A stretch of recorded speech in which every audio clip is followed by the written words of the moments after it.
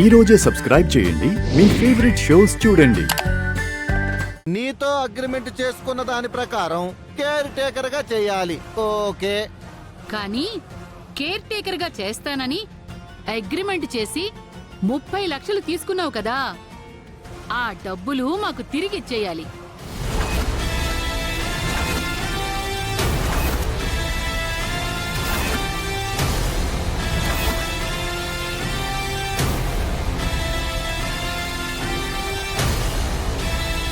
వాసుకి అవన్నీ ఇప్పుడెందుకు? తర్వాత మాట్లాడొచ్చులే. అక్కా, తర్వాత మాట్లాడడానికి తను దొరకదు. దొరకకుండా మా అక్క ఎక్కడికి పోతుందండి? ఏమో 30 లక్షలు ఇవ్వాల్సి వస్తుందని అనిపించకుండా పోతే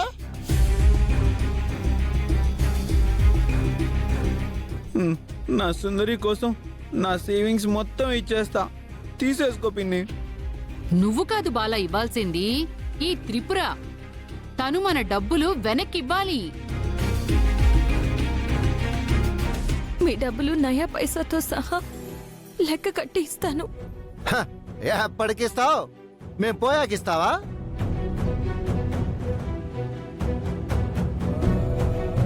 బాబాయ్ ఇస్తాను అంటున్నారు కదా. బాబాయ్, నువ్వు సుందరిని బాధ పెట్టకు. మా అక్క మీ బాకీ ఏమీ ఉంచుకోదు, ఎలాగైనా తిరిగి కడుతుంది. సరే అమ్మా, ఒక 3 నెలల్లో తిరిగి ఇచ్చేసేయి. అలాగే రండి, కట్టేస్తాను.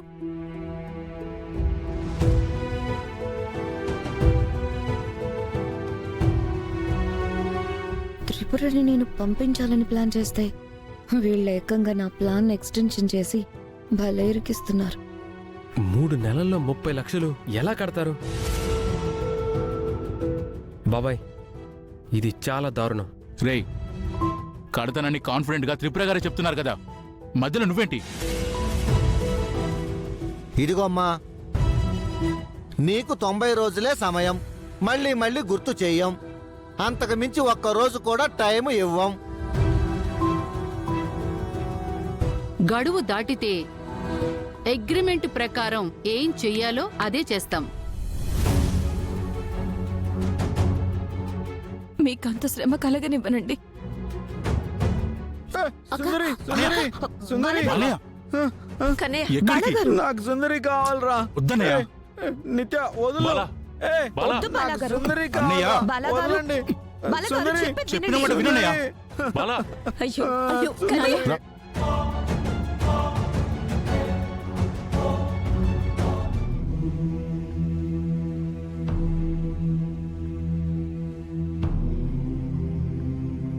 ఇకపై నువ్వు కన్నయ్యకి కేర్ టేకర్ గా ఉండక్కర్లేదు.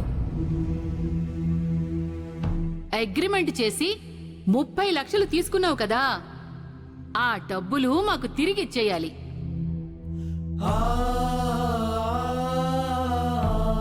నీకు 90 రోజులే సమయం.